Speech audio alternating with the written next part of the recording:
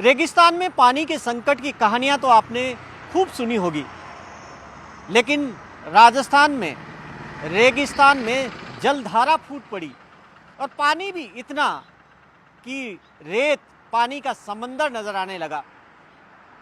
दरअसल जैसलमेर के मोहनगढ़ में एक किसान विक्रम सिंह भाटी अपने खेत के अंदर बोरवेल कर रहा था। उस बोरवेल में 850 फीट गहराई तक बोरवेल जब हुआ, उसके बाद में अचानक नीचे से पानी ऊपर अपना आप ऊपर आने लगा और ऊपर ज़मीन पर सिर्फ पानी आए ही नहीं, तकरीबन 10 फीट ऊपर तक जलधारा बहने लगी और पानी का बहाव इतना तेज़ था कि जिस बोरिंग मशीन से खुदाई की जा रही वो पानी में डूब गई। पूरा खेत पानी में डूब गया, आसपास का इलाका पानी के अंदर डूब गया। हालात इतने बिगड़ने लगे कि प्रशासन को सख्ती करनी पड़ी। वहाँ पर 500 मीटर के दायरे के अंदर निषेधाज्ञा लगानी पड़ी और किस तरीके से पानी रोका जाए इसकी चिंता बढ़ गई। हालांकि गनीमत ये रही कि 3 दिन का ये प्रवाह आखिरकार थमा, पानी का प्रवाह। लेकिन इतना पानी आखिर आया कहाँ से ज़मीन में, और अचानक कैसे अपने आप बिना किसी मदद के ज़मीन से अगर पानी इतना कहाँ से आ रहा था, कैसे ज़मीन इतना पानी उगल रही थी। अब जब वैज्ञानिकों की टीम वहाँ पर पहुँची तो कई हैरानी करने वाली तस्वीर सामने आई। 3 बड़े मसले हैं पूरे इस इलाके के अंदर, जैसलमेर का जो इलाका है यहाँ पर। एक तो ये है कि 3 धारणाएं नज़र आने लगी। सबसे पहले ये शक हुआ कि शायद ये सरस्वती नदी का पानी है।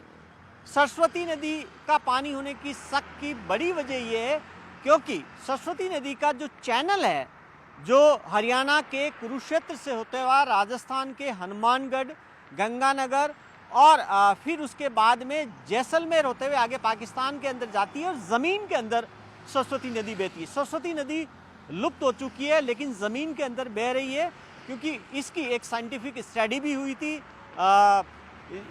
इसरो ने सैटेलाइट से जो इमेज ली थी आज से 2 दशक पहले, उसके अंदर ये तस्वीरें भी सामने आई कि नीचे ज़मीन में अंडरग्राउंड में बह रही है। अलग अलग जगह पर अलग अलग उसकी दूरी है।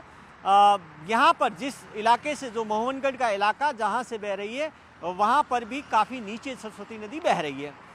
दूसरा ये लगने लगा क्योंकि इस इलाके के अंदर इंदिरा गांधी नहर है, IGNP कैनाल जिसे बोलते हैं, इससे सिंचाई होती है आसपास के एरिया में। तो शायद ये लगा कि लोगों को कि ये सीपेज का पानी है, क्यों इंदिरा गांधी नहर में सीपेज की यानी पानी रिस कर ज़मीन के अंदर जाता, तो ये रिसाव का पानी हो सकता हो नीचे गया और वो पानी अब प्रेशर के साथ ऊपर आया।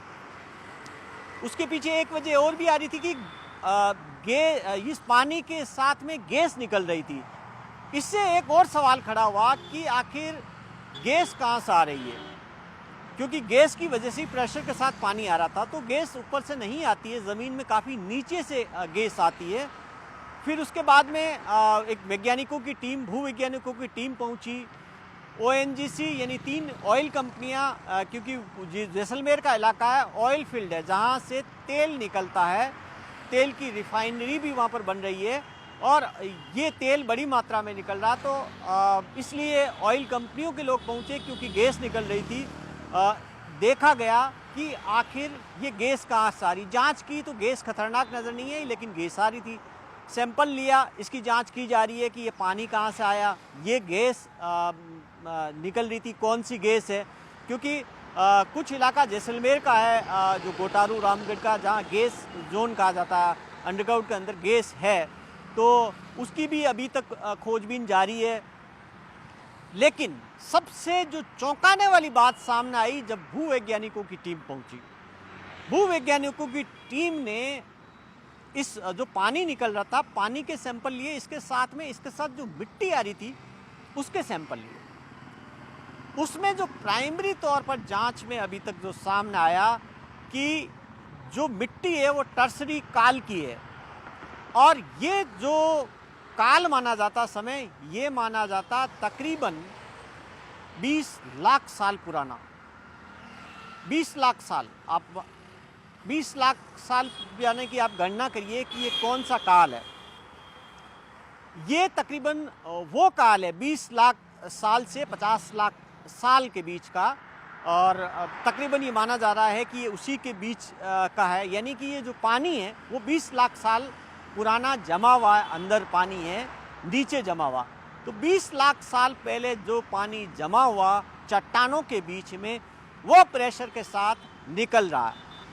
अब मोटे तौर पर अभी ये सामने आया, हालांकि जांच होगी तब पूरी तस्वीर सामने आएगी, क्योंकि अलग अलग लेवल पे पानी के जो सैंपल लिए उनकी भी जांच की जा रही है, तो वो गणना होनी बाकी है। लेकिन मोटे तौर पर ये आ गया कि पानी काफ़ी पुराना है, न सरस्वती नदी का पानी है न ये सीपेज का पानी है, ये पानी उससे काफ़ी पुराना है।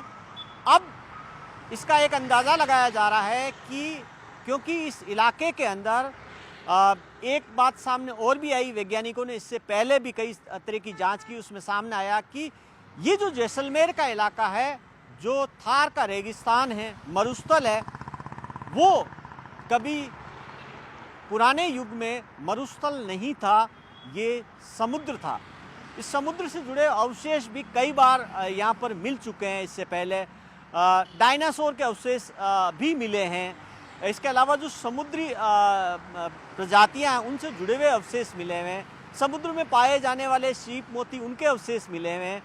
तो ये मोटे तौर पर कई स्टडी के अंदर सामने आया कि यहाँ पर एक समुद्र था पहले, और उसके बाद में भूगर्भिक परिवर्तन आए, जिसके बाद में ये मरुस्थल में बदल गया। इसकी एक कहानी रामायण में सामने आती है कि भगवान श्री राम जब लंका गए थे, जब रावण से उनका युद्ध हुआ था, सीता का हरण हुआ था, उस दौरान समुद्र उनको रास्ता नहीं दे रहा था। तब उन्होंने समुद्र को सुखाने के लिए अपने बाण, जो धनुष बाण है, उस पर प्रत्यंचा चढ़ा ली थी समुद्र को सुखाने के लिए। तब समुद्र देवता ने उनके सामने अनुनय की कि वो रास्ता देने को तैयार हैं, वो समुद्र को न सुखाएं।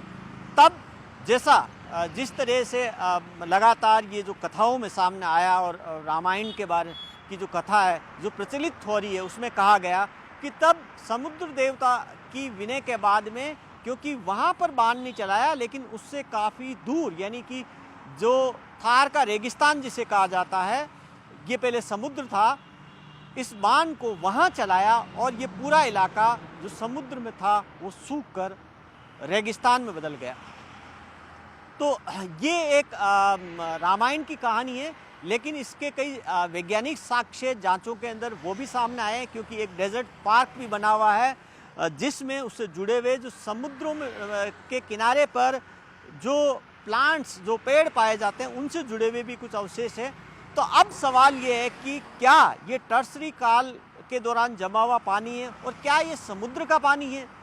ये तमाम जांच होगी तब सामने आएगा, या फिर ये सरस्वती नदी का ही पानी है जो नीचे चला गया, ये भी जांच होनी है। तो ये आखिर पानी कितना पुराना है, क्योंकि भाभा एटॉमिक रिसर्च इंस्टीट्यूट ने इससे पहले जो सरस्वती नदी का पानी है उसको लेकर भी एक जांच की थी। उसमें ऑक्सीजन का लेवल देखा था। कई जो कुएं हैं वो जैसलमेर के इलाके के अंदर कुएं खोदे गए थे भाभा एटॉमिक रिसर्च इंस्टीट्यूट की ओर से, और उसमें भी उसके पानी की सैंपल की जांच की गई, और ये देखा गया कि ये पानी कितना पुराना है। तब भी ये सामने आया था कि सरस्वती नदी का पानी हो सकता है, क्योंकि जो उसका पीएच लेवल है पानी का, वो तकरीबन वही पाया गया जो सरस्वती नदी के पानी का था, और वही सारे गुण पाए गए थे। अब ये देखना बाकी है कि क्या ये पानी समुद्र का पानी है, क्या ये पानी टर्सरी काल का यानी 20 लाख साल पुराना पानी है। तो क्या ये पानी इसकी गवाही देता है कि समुद्र मरुस्थल के अंदर बदल गया था। तो तमाम ये चीज़ें हैं। अब इस पानी की जांच होगी तब पूरी तस्वीर सामने आएगी। लेकिन फिलहाल जो चिंता वहाँ के लोगों को है, आसपास के लोगों को डर इस बात का है कि अगर पानी फिर आया इस तरीके से तो ये जल तांडव की स्थिति हो जाएगी। आसपास के इलाकों का क्या होगा, इसलिए वहाँ पर निषेधाज्ञा लगा दी गई है। 500 मीटर के दायरे को एक तरह से सील कर दिया गया, वहाँ पर किसी को जाने की इजाज़त नहीं है। प्रशासन लगातार निगरानी रख रहा है कि पानी कहीं वापस तो न आ जाए। इस बीच में अलग अलग वैज्ञानिकों की टीम है वो जांच कर रही है।